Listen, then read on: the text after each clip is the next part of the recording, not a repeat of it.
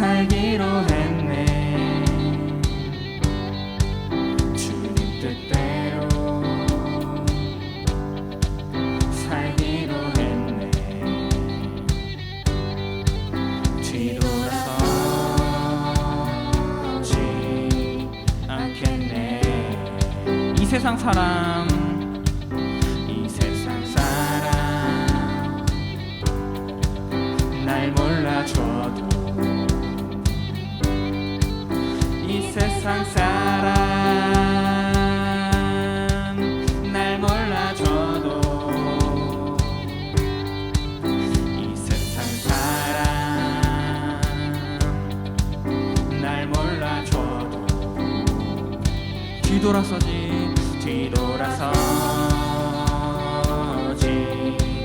않겠네. 뒤돌아서지 않겠네. 뒤돌아서지 않겠네.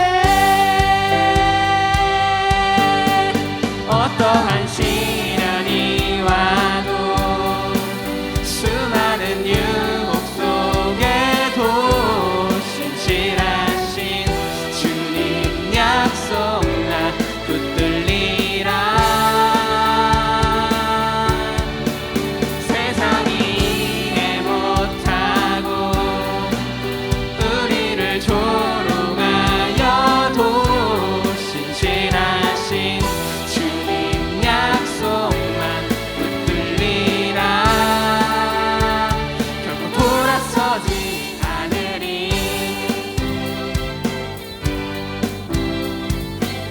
주님 뜻대로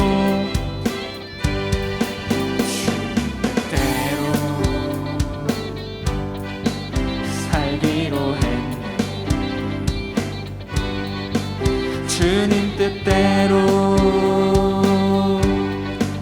살기로 했네.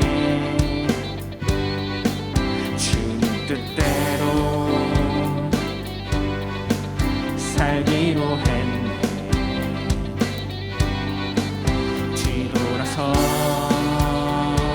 뒤돌아서지 않겠네. 세상 등지고 십자가 보내. 십자가 보내. 세상 등지고 십자가 보내. 아멘. 세상 등지고 십자가 보내.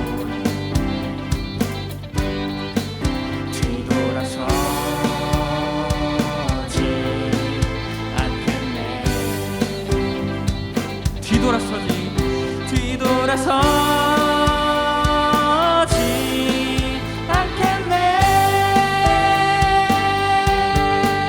어떠한 시련이 와도, 수많은 유혹 속에도 신실하신 주님 약속 나 붙들리라. 세상이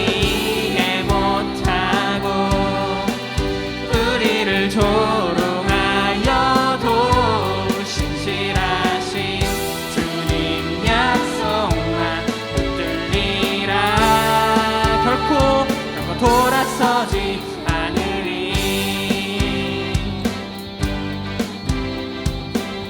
주님 뜻대로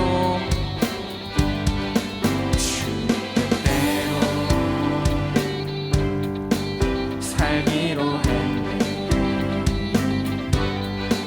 주님 뜻대로 살기로 했네. 주님 뜻대로 살기로 했네. 뒤돌아서지 않겠네. 뒤돌아서지 않겠네. 한 번 더 고백하십니다. 뒤돌아서지 않겠네. 뒤돌아서지 않겠네. 한 번 더 고백하시겠습니다. 뒤돌아서지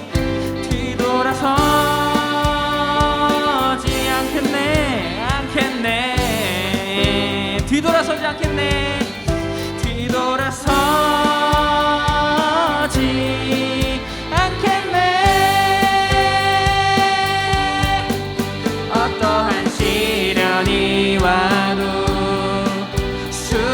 많은 유혹 속에도 신실하신 주님 약속 나 붙들리라.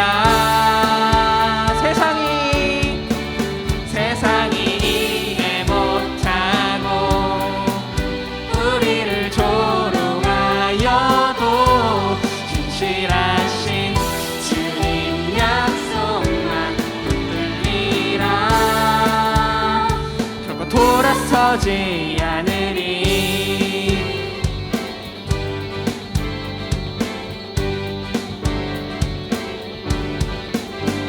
오직 주님 뜻대로 살아가는 JTS가 될 것을 선포합니다.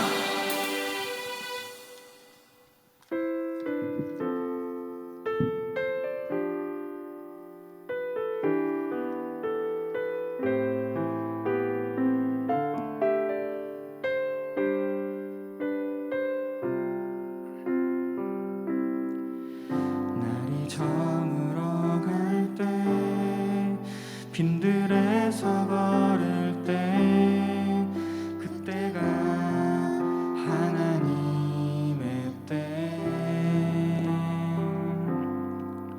내 힘으로 안 될 때 빈손으로 걸을 때 내가 고백해 여호와 이래. 날이 저물어 갈 때 날이 저물어 갈 때 빈들에서 걸을 때 그때가 하나님의 때. 내 힘으로 안 될 때 빈손으로 걸을 때 내가 고백해 여호와 이래. 주가 일하시네 주가 일하시네 주께 아끼지 않는 자에게 주가 일하시네 주가 일하시네 신뢰하며 걷는 자에게.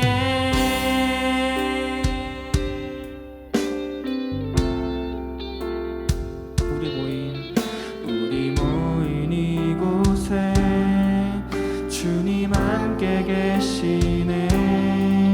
누리네 아버지 은혜. 적은 떡과 물고기 내 모든 걸 드릴 때 모두 고백해 여호와 이래. 우리 모인 이곳에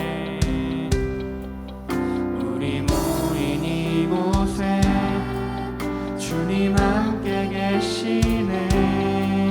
누리네 아버지 은혜. 적은 떡과 물고기 내 모든 걸 드릴 때 모두 고백해 여호와 이래.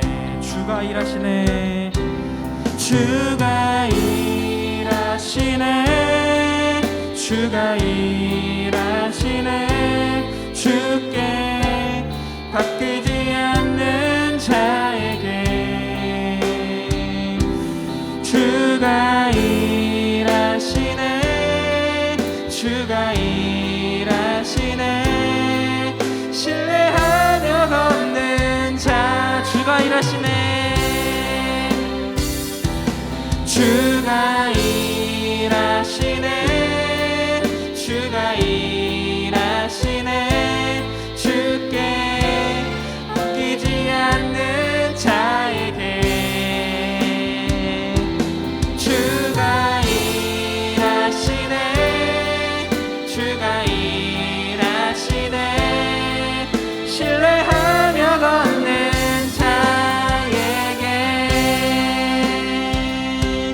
주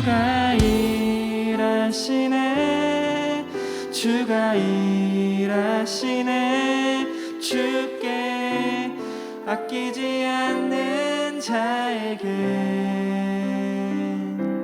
주가 일하시네, 주가 일하시네. 신뢰하며 걷는 자에게.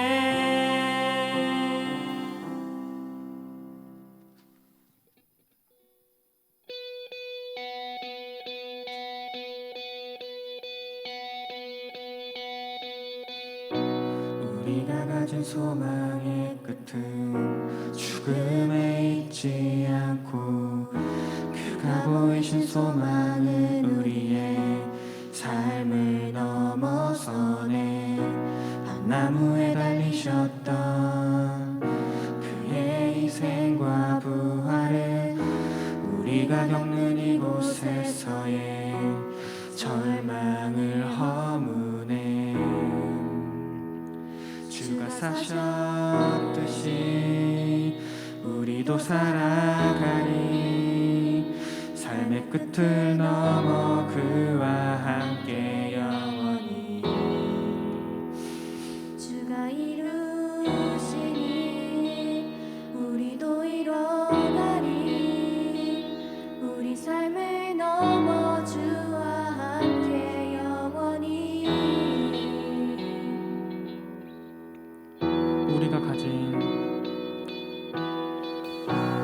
우리가 가진 소망의 끝은 죽음에 있지 않고, 그가 보이신 소망은 우리의 삶을 넘어서네. 한 나무에 달리셨던 그의 희생과 부활은 우리가 겪는 이곳에서의 절망을 허무네.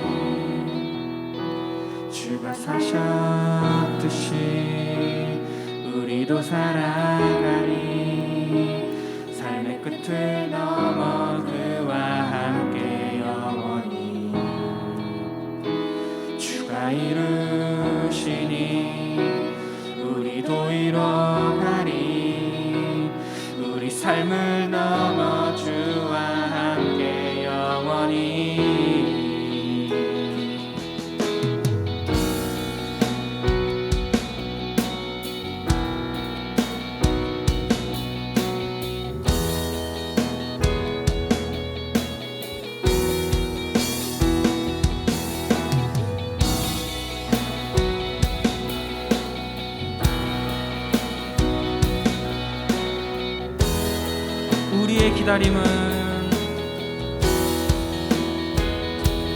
우리의 기다림은 기다림이 아니리. 지금 우리의 아픔과 절망은 당신의 사랑을 통해 소망과 희망으로 주가 사셨듯이 우리도 살아가리. 삶의 끝을 넘어 그와 함께 영원히. 주가 이루시니 우리도 이뤄가리. 우리 삶을 넘어 주와 함께 영원히. 주가 사셨듯이 우리도 살아가리. 삶의 끝을 넘어 그와 함께 영원히. 주가 이루시니 우리도 이뤄가리. 우리 삶을 넘어 주와 함께 주가 사셨듯이 우리도 살아가리. 삶의 끝을 넘어 그와 함께 영원히. 주가 이루시니 우리도 이뤄가리. 우리 삶을 넘어 주와 함께 영원히.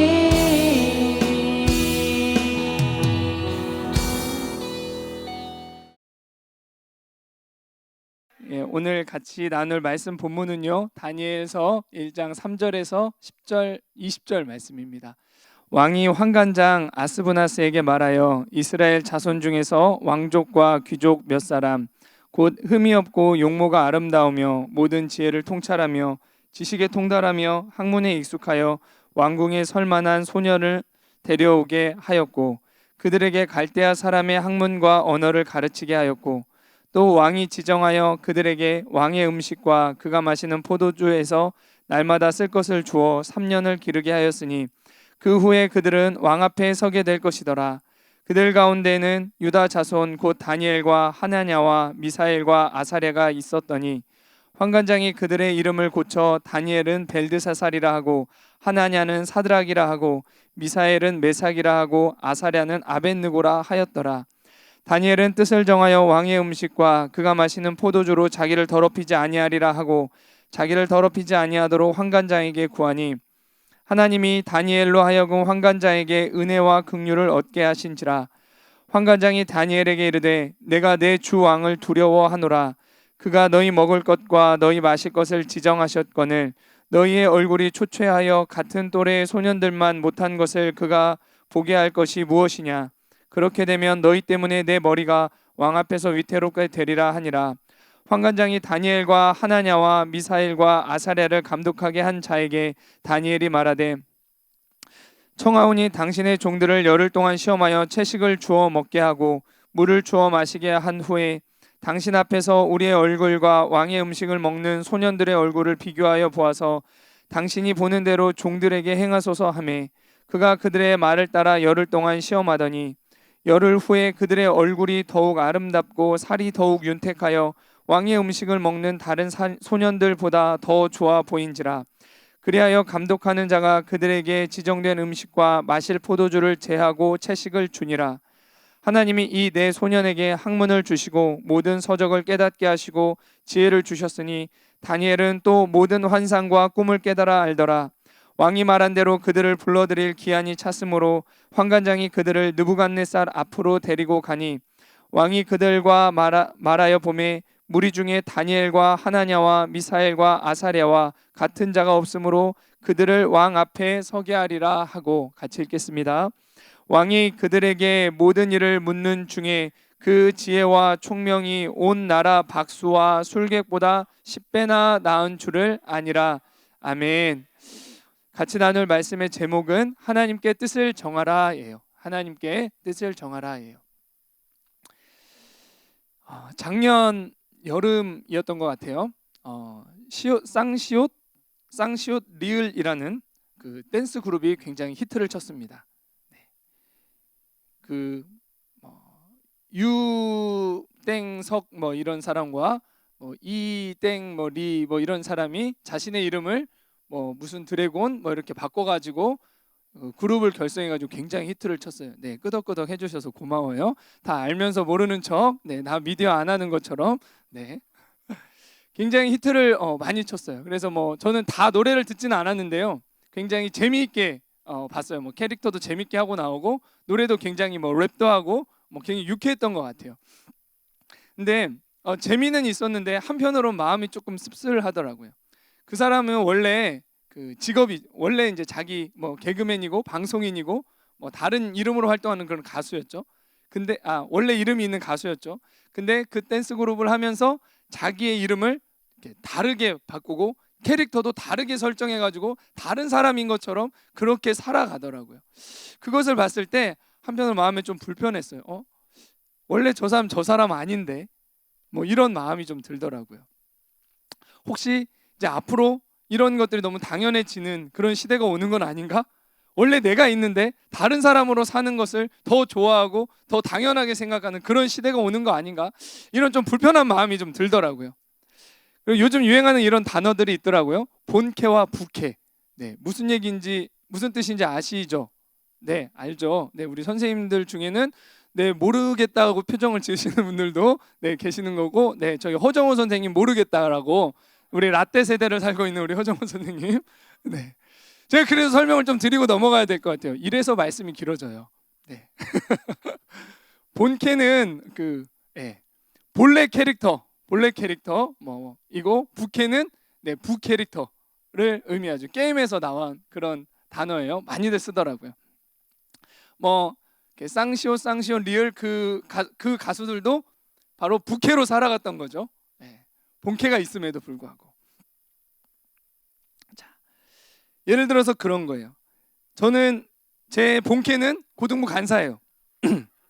근데 제가 만약에 유튜브 먹방을 찍어요. 그래가지고 유튜버를 한다면 제 부캐는 유튜버예요. 만약에 제가 유튜버를 하다가 거기에 빠져가지고 말씀 준비를 열심히 하지 않고 이곳에 올라와서 제 유튜브 채널을 얘기하고 구독과 좋아요는 힘이 됩니다, 이런 얘기를 제가 막 한다면 영적인 생명이 저를 통해서 흘러갈까요? 구독 아니죠. 구독과 좋아요를 통해서는 영적인 생명이 나타나지는 않습니다. 뭐냐면 제 부캐를 통해서는 영적인 생명이 여러분들에게 전달이 되진 않아요. 제가 그걸 통해서 그 나쁘다고 얘기하는 건 아니에요. 그걸 통해서도 영적인 생명이 흘러갈 수 있고 힘을 얻는데 굉장히 도움이 될 수 있어요. 근데 뭐예요? 본질은 내 본캐가 분명해야 되고 본캐로서의 사명을 온전히 감당할 때 부캐가 더 의미가 있는 것이에요. 자, 영적인 측면도 마찬가지입니다. 나의 본캐가 분명해야 부캐를 통해서 영향력이 나타나는 거예요. 본캐가 분명하지 않는데 부캐를 통해서 영향력이 나타날까? 그것은 영적으로 보면, 성경적으로 보면 뭐냐요? 그건 영적으로 변질된 겁니다. 즉 하나님 앞에 내 정체성이 분명하고 분명히 내가 뜻을 정하고 있을 때라야 나를 통해서 나에게 주신 은사와 하나님이 나에게 지금 있게 하신 이곳에서 영향력이 나타나고 하나님의 축복과 그 은혜들, 하나님에 의해서 되어지는 그런 인생들을 경험하게 되는 것입니다. 지금 12월 연말이죠. 이제 새로운 시즌을 준비하는 그러한 시기입니다. 이때 우리가 어떤 마음으로 새로운 시즌을 준비하고 우리 앞에 있는 시험이라는 이 고난을 맞이해야 할까? 한번 말씀을 통해서 우리 생각해 보기 원합니다. 오늘 말씀을 통해서 하나님께 뜻을 정하고 믿음으로 승리하는 내년, 그리고 여러분 곧 시험 기간 있으시죠? 시험 기간, 그리고 나의 인생이 되시기를 바랍니다.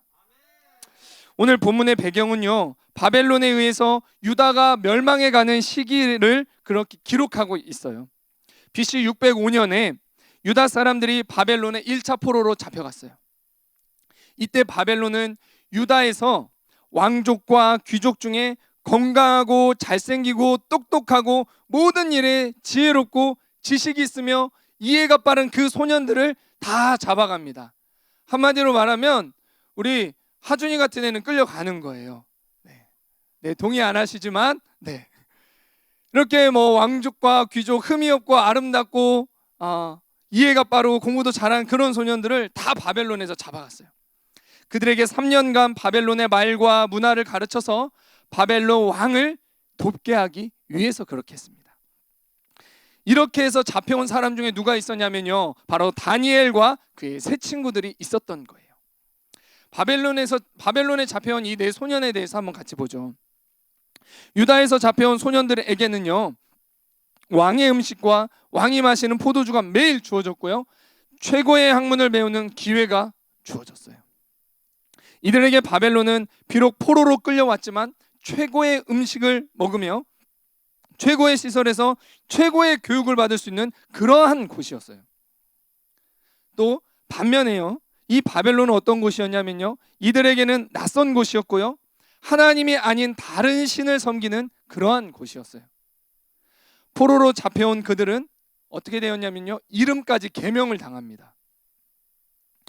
본래 다니엘의 이름의 뜻이 무엇이냐면요, 하나님께서 심판하신다, 그런 뜻이에요. 근데 계명된 이름은요, 벨드사살이었어요. 벨드사살은 벨이여 그의 생명을 보존하소서, 이런 뜻이에요. 벨이라는 다른 신의 이름이 들어가 있어요. 하나냐의 이름의 뜻은요, 하나님은 자비로우시다예요.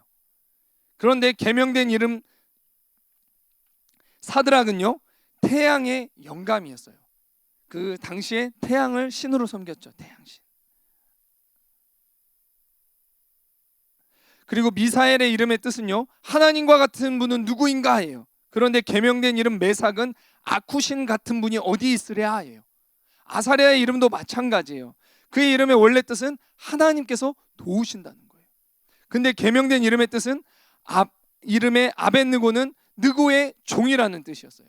원래 나의 이름, 나의 정체성은 뭐냐면 하나님과 연관이 있는 그런 정체성이었고 그런 이름이었어요. 근데 바벨론에 갔더니 이름을 바꿔버립니다. 어떻게 해요? 앞으로 너희에게 새로운 신을 맞이하게 될 텐데 너는 이러한 신들을 섬겨라 라고 그렇게 얘기하고 있는 거예요.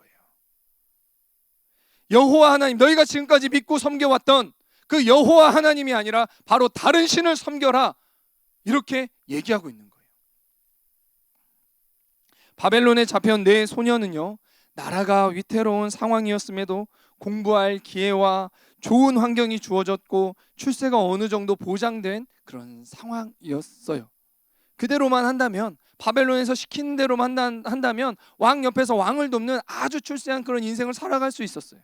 반면에 하나님의 율법을 어기고 우상을 섬겨야 하는, 그로 인해 하나님과는 멀어질 수 있는 그런 환경 가운데 처하게 되어 있었습니다.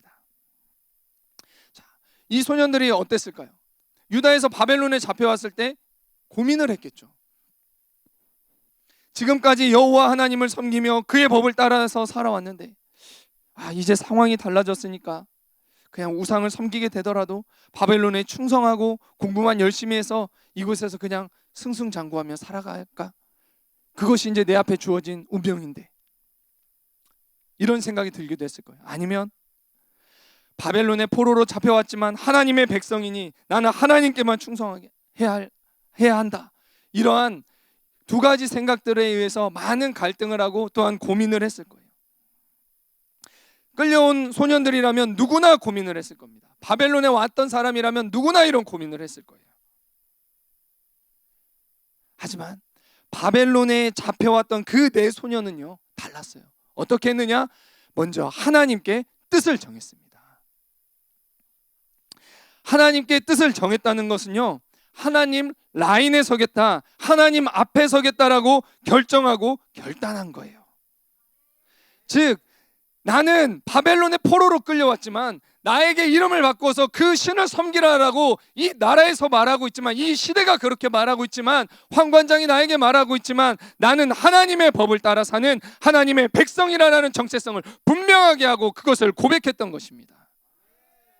하나님만을 따르겠다라고 결정을 한 거예요. 그래서 왕의 음식과 그가 마시는 포도주로 나를 더럽히지 않겠다라고 얘기했어요. 왜 그렇게 했냐면요, 이 왕의 음식과 그 포도주를 왜 거절했냐면, 왕의 음식들은 율법의 음식 규례를, 하나님의 그 말씀에 나온 그 음식 규례를 어겨서 피를 그냥 뿌려서 잡은 고기이거나 또한 부정한 동물의 고기 또는 우상에 바쳐졌던 그러한 음식들이었기 때문이었어요. 하나님이 먹지 말라고 한 것들이 있었기 때문에 나는 하나님의 백성이니까 그걸 먹지 않겠습니다, 과감하게 이렇게 결정했던 거예요.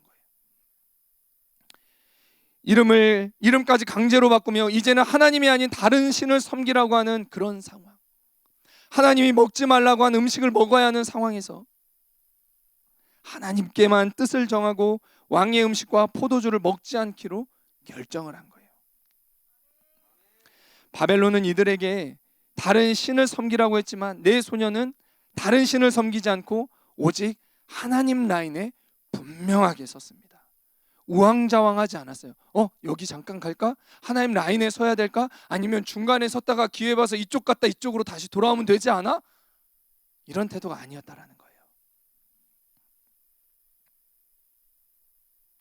불이익이 돌아갈 수 있지만 나는 하나님의 말씀대로 살아야 할 하나님의 백성이다라는 자기 정체성을 분명하게 했습니다. 내가 만약 포로로 끌려온 소년들과 같은 상황이라면, 나라면 어떻게 할 것 같은가요? 바벨론에서 살아가고 있다면, 바벨론의 포로라면, 왕이 그렇게 명령했다라고 한다면, 우리 나라는 이미 망해버렸다고 한다면, 그러면 어떻게 여러분은 살아갈 것인가요? 영적으로 본다면요, 우리가 지금 처하고 있는 상황이 이 네 소년과 크게 다르지 않아요. 우리도 사단이 잡고 있는, 악한 영이 잡고 영향력을 나타내는 바로 어디에서 살아요? 바벨론과 같은 이 세상에서 지금 살아가고 있습니다. 세상은 우리에게 좋고 화려한 것을 보여주며, 자, 이대로만 하면 너는 이런 인생이 될 수 있어, 이런 것들을 보여주며, 학년이 올라갈수록 일단 공부만 열심히 하며 다른 정체성으로 살아가라고 해요. 아니면 무늬만 하나님의 백성으로 살아가라고 해요. 기회 봐서 중간에 서서 여기 갔다 저기 갔다 지혜롭게 하라라고 그렇게 얘기를 합니다. 이제는 넌 한 학년이 올라가니까, 새 학년이 되니까 어떻게 해요? 이제는 넌 다니엘로 살지 말고 벨드사살로 살라라고 말합니다. 그것이 지혜라고 말해요.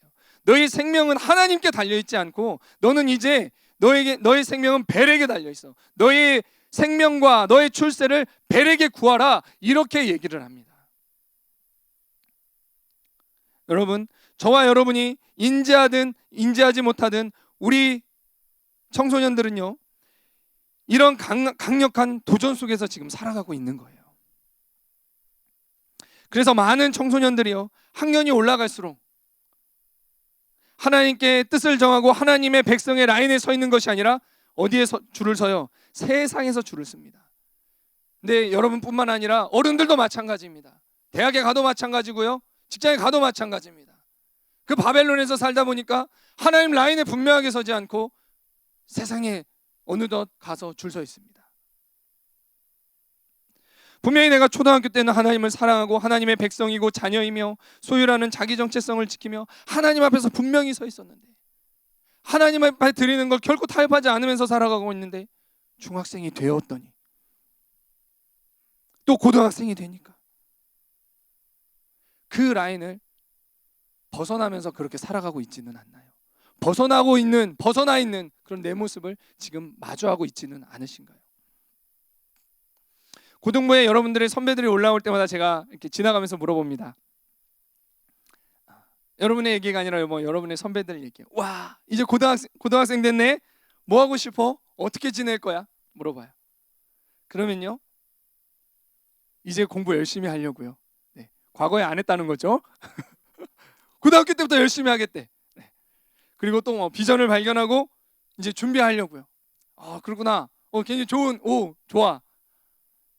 걱정되냐? 네, 근데 좀 걱정돼요. 대부분의 학생들이 이렇게 대답을 하더라고요. 공부를 하려는 거, 이제부터 공부 시작하는 거 굉장히 좋은 계획입니다. 응원합니다. 화이팅이에요. 꼭 그렇게 하세요. 네, 제발 공부하셔야 됩니다. 그런데 그런 학생들의 그런 말을 들을 때 한편으로는 좀 걱정이 돼요. 그 학생들의 고백 속에 걱정과 염려와 초조함이 느껴지기 때문이에요. 공부와 입시라는 문제 앞에 자기도 모르게 자기 정체성이 흔들리고 있는 모습이 느껴지기 때문입니다.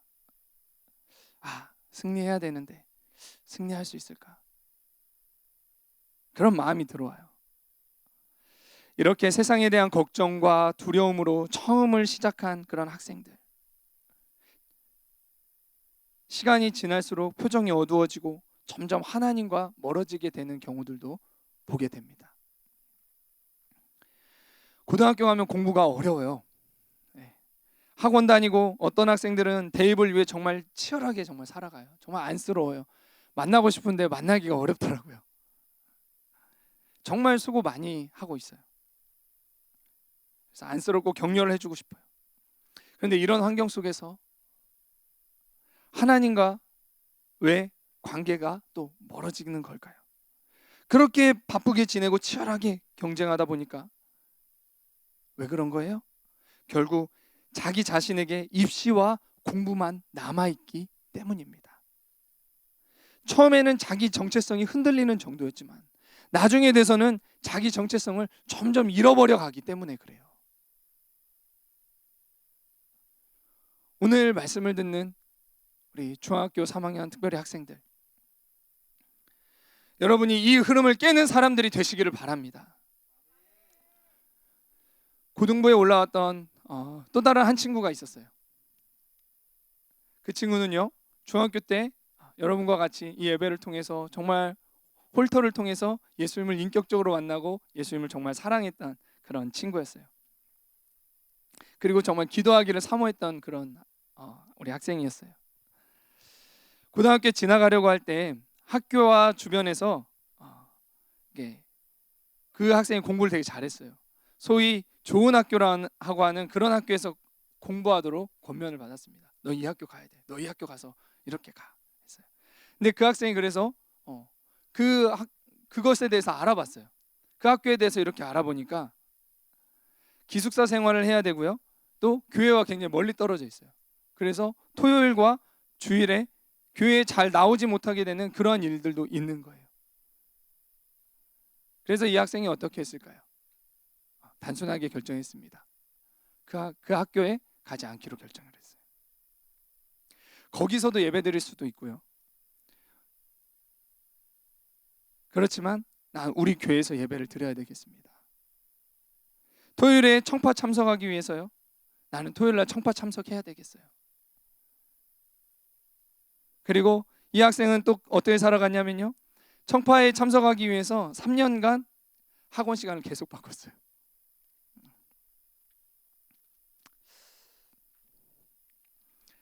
한편으로 그 학생을 볼 때 좀 마음이 아팠습니다. 공부를 잘해요. 공부 시간 더 많이 배려해주고 싶어요. 근데요, 누가 시키지 않았어요. 한 번도 시간 조정하라고 그렇게 강제적으로 말하지 않았어요. 내가 중학교 때 예수님을 만났고 하나님 나를 기도하는 사람으로 부르셨고, 그러니까 그 치열한 경쟁 속에서도 자기가 학원 시간을 바꿔요. 이 학생이 안 힘들어했느냐? 엄청 힘들어했어요.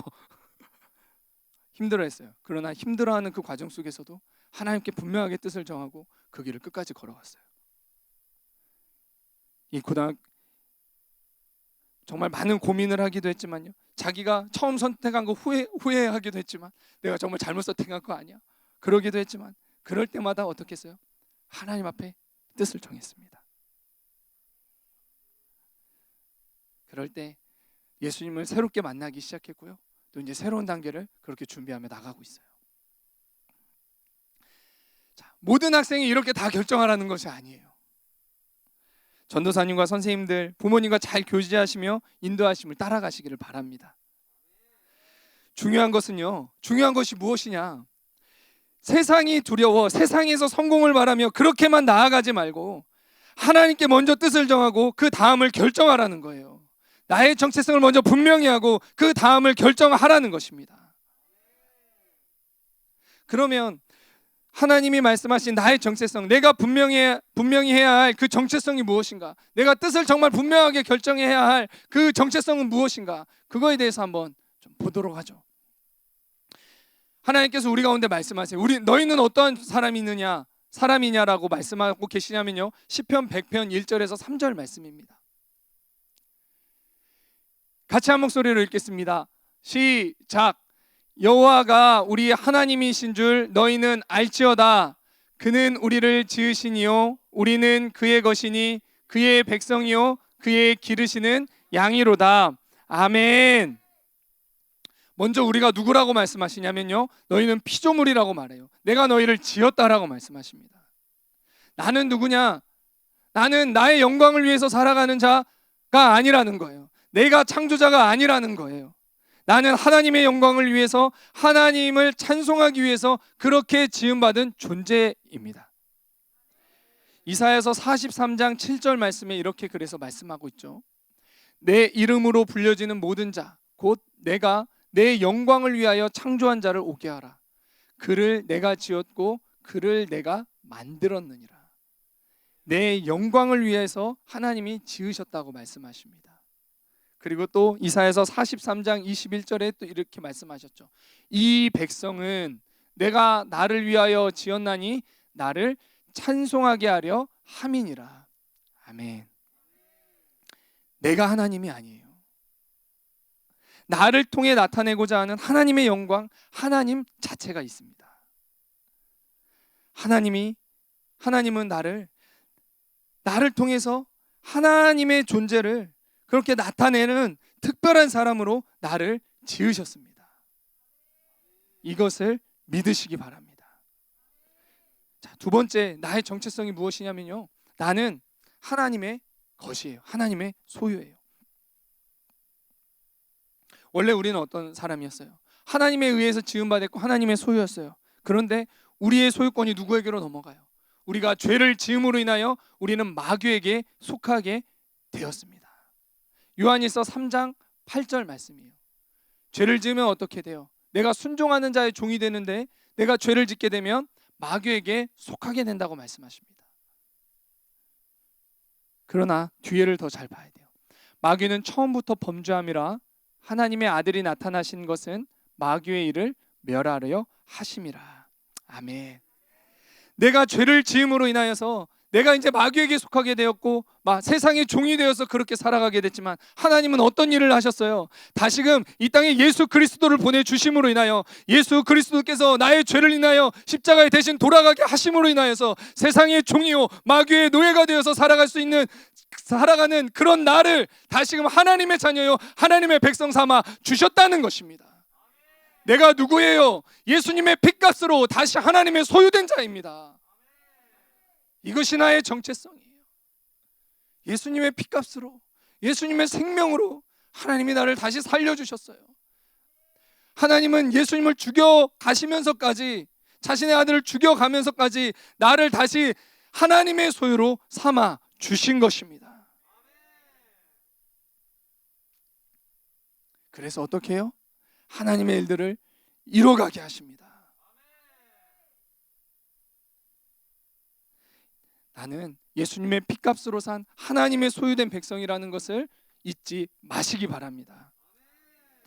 다음으로 뭐라 또 말씀하셨냐면요, 시편 100편 3절에 보니까 나는 또 하나님의 백성이라고 얘기를 해요. 한국 국민은 어때요? 대한민국 법을 지키고요, 미국인들은 어때요? 미국 법을 지켜요. 바벨론 사람은 바벨론의 법을 지켜야 되고요, 이스라엘 백성은 이스라엘 법을 지켜야 합니다. 자, 마찬가지예요. 여러분과 저의 본캐가 뭐예요? 네, 하나님의 백성입니다. 하나님의 백성이면 무슨 법을 따라서 살아야 하나요? 하나님의 법을 따라서 살아야 하는 것입니다.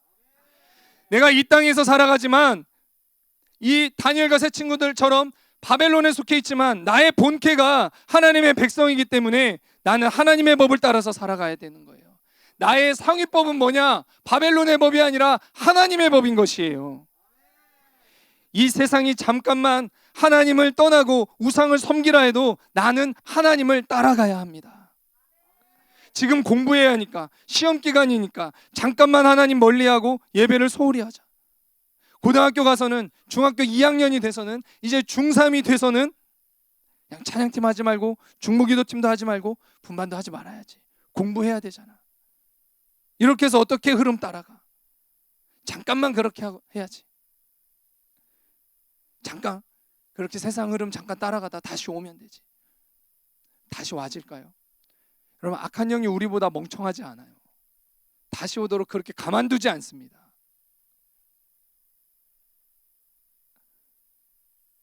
세상이 그렇게 말아도, 내 안에 그런 속삭임들이 있고 내 안에 흔들림이 있더라도 우리는 내 정체성을 분명히 하고 내가 이제 어떻게 해야 되겠다고 뜻을 정해야 하는 것입니다. 세상과 타협하지 말고 내 본캐를 분명히 하는 훈련을 지금부터 받으시기를 바라요. 그리고 마지막으로 내 정체성이 무엇라 말씀하시냐면요, 나는 그의 기르시는 양이라 말씀하십니다. 양은 양인데 누가 기르시는 양이에요? 하나님이 기르시는 양이라고 말씀하세요. 목자가 누군지가 굉장히 중요해요. 내 목자가 이상한 사꾼, 그 알바생 목자라고 하면요, 자 이리와 라고 양떼를 다 몰고 간 다음에 자기는 구석 가서 스마트폰 하고 있어.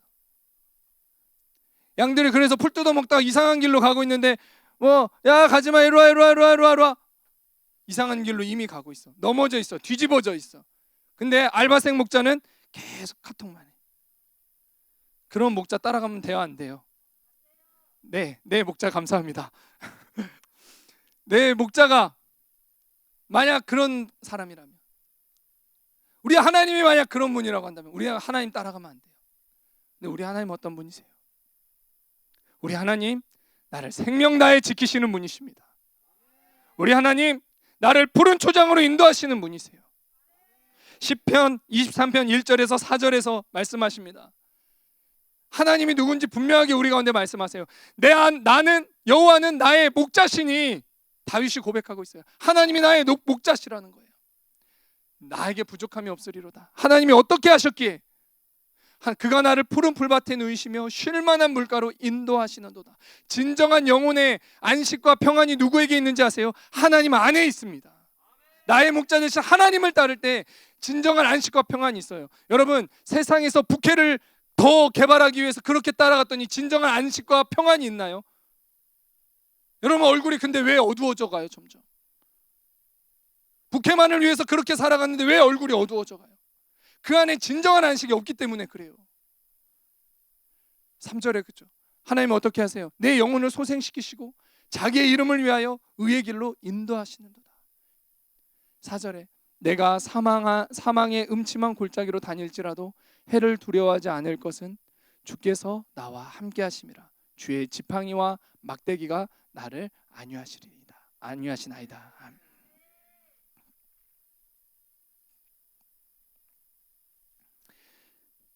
요한복음 10장에서는요, 선한 목자는 자기 양을 위해서 목숨까지 내어주고 또한 싸운다고 말씀하세요.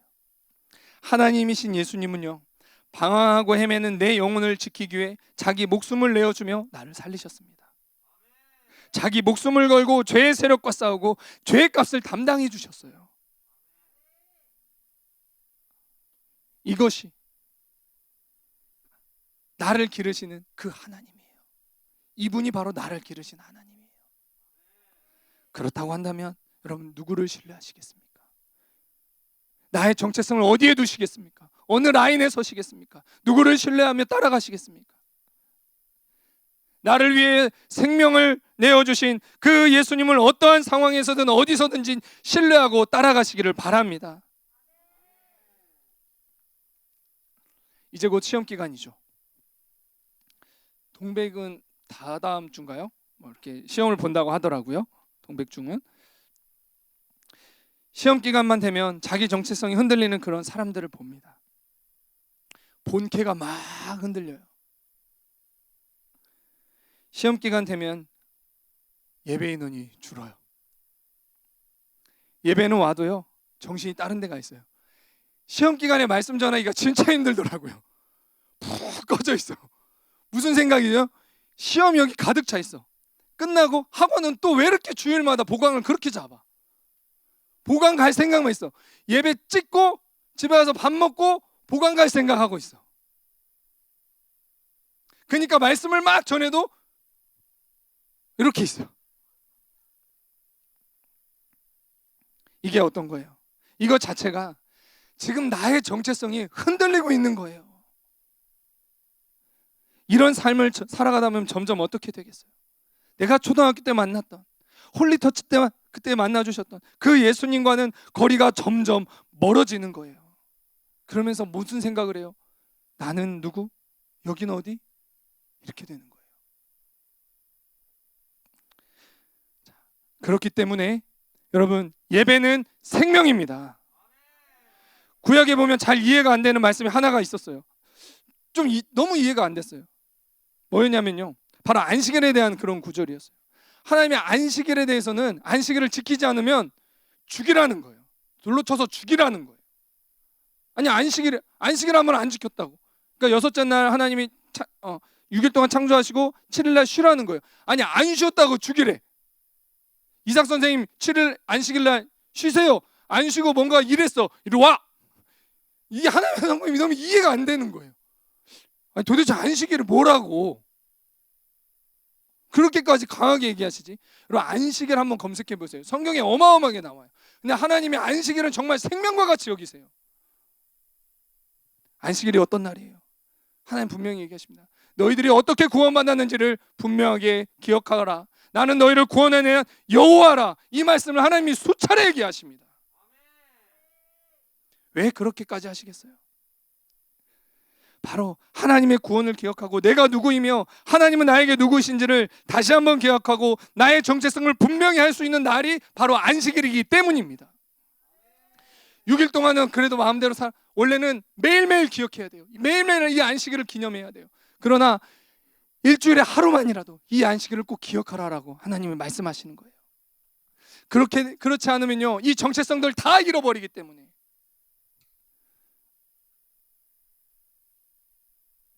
이스라엘이요, 나라를 잃고서도요, 민족이 뿔뿔이 흩어져서 수백 년의 시간이 흘렀어도요, 민족성을 잃지 않고서 다시 나라를 이룰 수 있었던 그 이유가 무엇이냐? 그것들을 조사해 봤더니요, 그것이 바로 무엇 때문이었냐? 안식일이었어요. 안식일. 그들은 어디에 가서는요, 흩어져서도 안식일을 지켰습니다. 자, 신약 시대의 안식일은요, 바로 우리가 오늘 예배드리고 있는 이 주일입니다. 신약 시대는 이 주일을 안식일로 기념하여 드리고 있어요. 하나님은 주일과 이 주일 예배를 어떻게 여기세요? 생명과 같이 여기십니다. 특히 하나님께 드리는 예배는 여러분 생명입니다. 예배, 내 마음과 뜻과 정성을 다해서 드리면 어떤 일이 일어나요? 이 예배를 드리는 순간 나의 본캐가 무엇인지 확실해집니다. 내가 세상에서 살아왔더라도, 세상에서 줄을 서서 살아왔더라도 이 한 번의 예배가 어떤 일들을 이루어요? 역전의 역사를 이뤄내는 것을 믿으시기 바랍니다. 역전의 역사가 날마다 이 예배를 통해서 일어나는 거예요. 그렇기 때문에 예배는 생명이에요. 내가 누구이고 왜 여기에 있고 이 땅에서 왜 살아가는지가 바로 이 예배를 통해서 결정이 돼요. 이 주일을 통해서 결정이 돼요. 그런데 예배를 건너뛰고 마음 없이 드리고 또 주일은 학원 가기만 바쁘면 6일 동안은 세상에서 살다 왔는데 주일마저도 그렇게 온전히 드리지 못하면 내가 어디에 가서 줄을 서고 내가 어떠한 삶을 살아가겠습니까?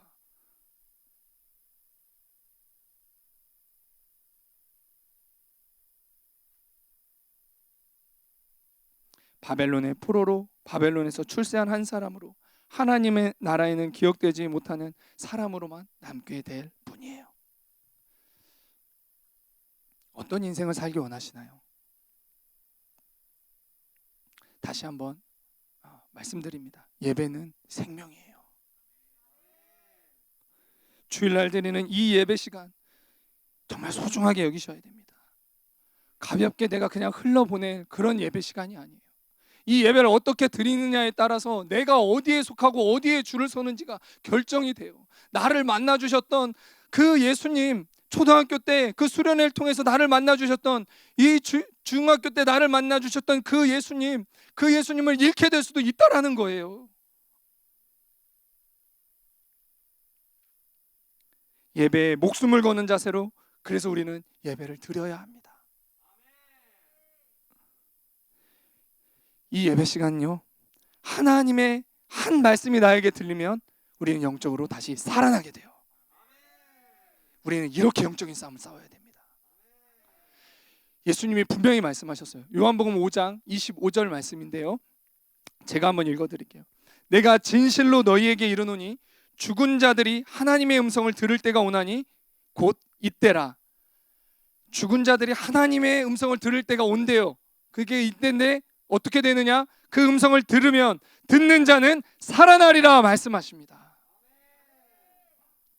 매주 예배와 주일을 하나님께 온전히 드리시기를 바라요. 주일 예배가 서브가 아니에요. 발 찢고 학원 가기 위해서 있는 게 주일 예배가 아니에요. 시험 기간 그렇게 하라고 있는 것이 아니에요. 주일 예배는 나의 생명이에요.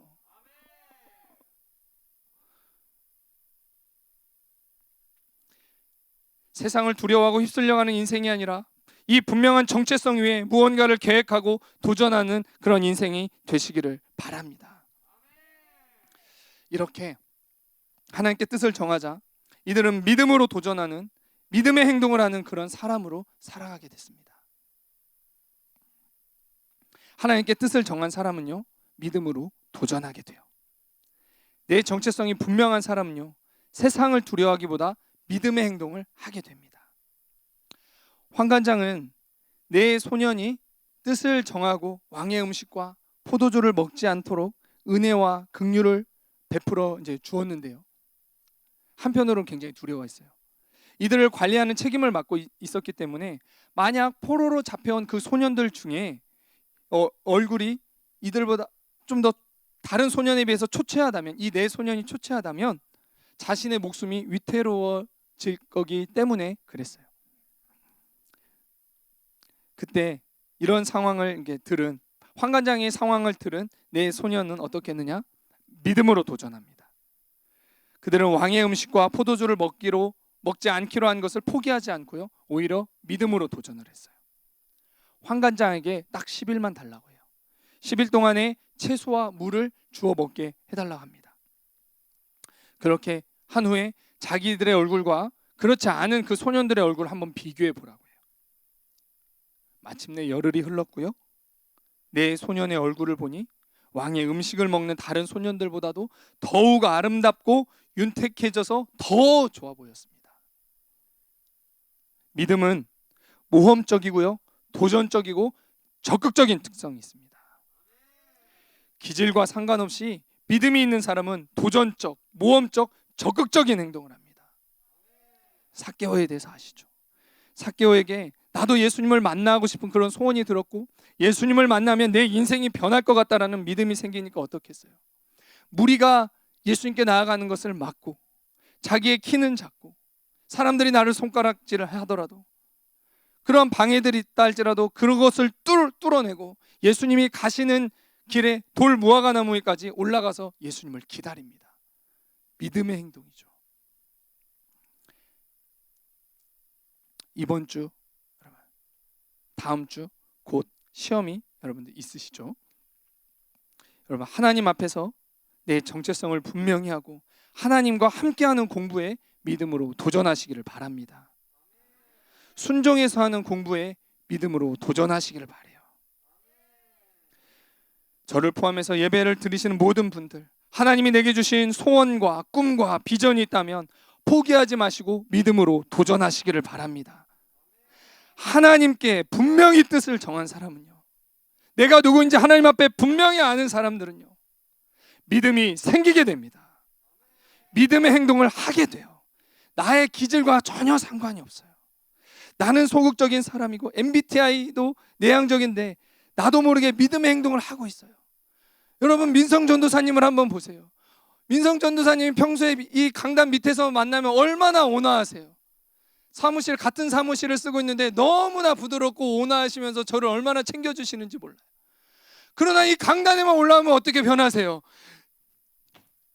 깨어나세요. 제가 고등부에서 배워가지고 막 이렇게 하고 있어요.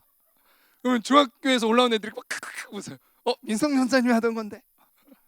굉장히 열정적인 사람으로 변화됩니다. 굉장히 영적 전투하시는 사람으로 변화돼요. 민성 전도사님이 원래 그러한 분이시냐? 원래 성품은 그렇지 않아요. 왜 그래요? 민성 전도사님 여기만 올라오면 왜 목소리가 달라지고 발을 굴러가며 설교가 계속 길어질까요? 왜 그러실까요? 왜? 뭐 때문에? 하나님의 정체성이 분명하시니까, 하나님이 나를 어떻게 불러주셨는지 분명하니까, 내가 무엇을 살아야 되는지 분명하시니까, 하나님이 나를 뭐 하라고 하셨는지 분명하니까, 내 기질과 상관없이 이상하게 여기만 오면 믿음이 생기시는 거예요. 믿음의 행동을 하는 거예요. 사람 앞에서 살아가지 아니고 하나님 앞에서 말씀을 담대하게 선포해 주시는 것입니다.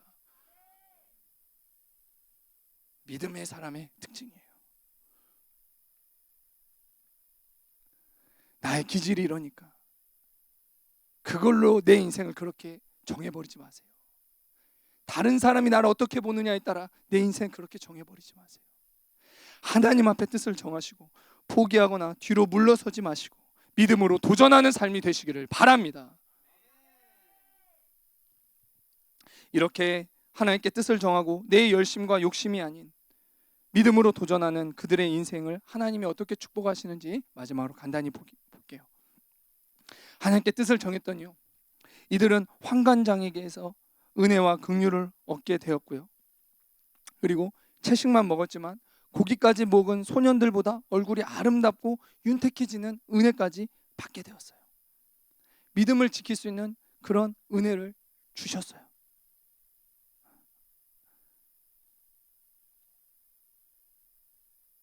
제가 존경하는 어떤 그 사역자님이 이 비유를 그렇게 했더라고요. 스테이크를 먹은 사람과 깍두기만 먹은 사람이 있는데 깍두기만 먹은 사람의 얼굴이 훨씬 더 좋아졌더라. 그런 얘기를 하더라고요. 이러한 은혜들을 경험하게 됐던 거예요. 지금 뭐예요? 믿음을 지킬 수 있는 그런 은혜들을 받은 거예요. 뿐만 아니라 이들에게 지혜와 총명을 더하셨습니다. 17절에 보니까 이들에게 학문을 주셨대요. 지식을 주셨어요. 그래서 모든 서적을 깨닫는 지혜를 주신 거예요. 책을 보면요 이해가 되고요 막 머리에 새겨져요. 이런 은사 받고 싶죠. 옛날에 이런 분이 정말 있었어요. 우리나라에도. 지금 돌아가신 것 같은데 그분은 책을 정말 주님 앞에서만 사고 맨날 꼴등했는데 책을 보는데 책장이 이렇게 책을 보고 시험장에 들어가는데 책장이 눈앞에서 넘어가요. 그래서 이분이 딱 눈을 감고 하나님 이거 컨닝이잖아요. 그럴 정도로. 그래서 이분이 갑자기 전교 1등을 했어요. 그래서 선생님들이 다 불렀어. 근데 어떻게? 자기 눈앞에서 책장이 넘어가는데. 근데 이분이 딱 하나만 못 봤어요. 수학이 책장이 넘어가도 맨날 수학책 속에는 공식만 남아있어. 공식만 있으니까 응용문제를 전혀 못 풀었어. 근데 이분이 어떤 삶을 살았어요? 이분의 어머님이 어떤 분이시냐면 하나님께 뜻을 정하고 거지들을 돌보면서 자기는 못 먹어도 그 사람들을 돌보고 하나님 앞에 맨날 새벽 제단을 쌓으면서 그렇게 살아갔다. 그런 어머니 밑에서 자란 그 아들이었어요. 하나님께 뜻을 정했더니 그런 은사를 실제 받았습니다. 3년이라는 기한이 다 차서요 왕이 그들을 불러서 얘기를 해보니까요 이들에게 주어진 지혜와 총명이 그 나라의 박수와 술객들보다 10배나 뛰어나다는 것을 왕이 바로 알아차립니다. 박수는 뭐냐면요 종교적 문서와 학문에 숙달한 그런 제사장 계급이고요 술객, 술사들은요 바벨론에서 똑똑하다고 하는 사람들 중에서도 최고의 계급을 말해요. 근데 어때요? 이 네 소년에게는 하나님이 주셨던 지혜와 총명을 가졌던 이 네 소년에게는 상대가 안 되는 거예요. 왕이 딱 보니까 박사하고 초등학교 수준이에요. 자, 우리가 여기서 한 가지 기억해야 될 것이 있습니다. 네 소년은 학문과 지혜를 구하지 않았다는 거예요. 그들은 하나님께 뜻을 정하고 믿음으로 도전했는데 하나님이 이들에게 은혜를 더하셨어요. 이러한 역사들이 있게 되시기를 바랍니다. 예수님을 만나고 예수님을 사랑해서 내 삶과 나에게 가장 귀한 것을 예수님께 드렸는데 내 삶에 부어지는 주님의 은혜가 넘치는 것을 경험하는 그런 세대들이 되셨으면 좋겠습니다. 세상은 자기 영광을 위해서 노력합니다. 교회에 나오는 사람들 또한 자기 욕심을 위해 지식을 구하고 지혜도 구해요. 그러나 우리는 먼저 하나님을 사랑하고 나는 하나님의 소유이니 내 인생을 하나님께 드리시기를 바랍니다.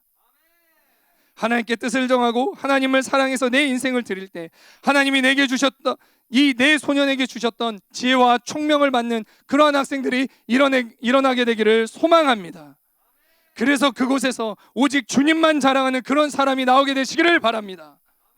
세상의 방법으로 성공해놓고 나중에 하나님께 모든 영광 올려드립니다. 그 뒤에 한마디만 붙이는 그런 사람이 아니라 하나님 앞에 분명하게 뜻을 정한 다음에 하나님이 부어주신 은혜에 감격하여 결국에선 내 입에서 튀어나오는 그 한마디는 오직 주께서 하셨습니다 라는 그 고백이 나오는 그런 한 사람, 그런 지혜와 총명을 덧입는 그러한 한 사람이 우리 중등부에서 일어나기를 소망합니다. 마음의 차이예요. 내 중심의 차이예요. 내가 처음 시작을 어떻게 했느냐의 차이예요.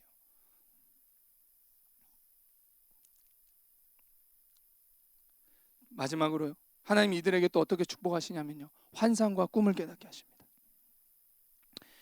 지혜와 총명을 받았을 뿐만 아니라 영적인 것을 보고 해석하는 영적 은사도 받았어요. 온 우주를 창조하시고 통치하신 하나님이 그들에게 눈에 보이는 세계를 지배하는 영적 세계를 보고요. 그 뜻을 깨닫게 하시니까 바벨론에서 아무리 뛰어난 학자나 주술가, 제사장이라 해도요. 이들의 총명을 당해낼 수가 없었던 거예요. 정말 하나님을 사랑하는, 하나님을 사랑해서 사랑해서 하나님께 뜻을 정하고 내 삶을 드리는 그러한 한 사람에게 하나님이 이러한 축복과 은혜를 더하십니다. 하나님의 성령에 의해서 감동된 그런 사람으로 살아가게 하십니다. 결론이에요. 올 한 해가 다 가고 새로운 한 해가 이제 오고 있습니다. 어떤 마음으로 한 해를 마무리하고 우리가 새해를 준비해야 할까요? 무엇을 계획하고 있나요? 세상을 바라보고 세상을 두려워하기보다 먼저 하나님께 뜻을 정하시기를 바랍니다. 나는 하나님의 백성이요, 하나님에 의해서 지으신 바요, 하나님의 자녀요, 또한 하나님의 소유요, 하나님의 양이라는 나의 정체성을 분명하게 하시기를 바랍니다.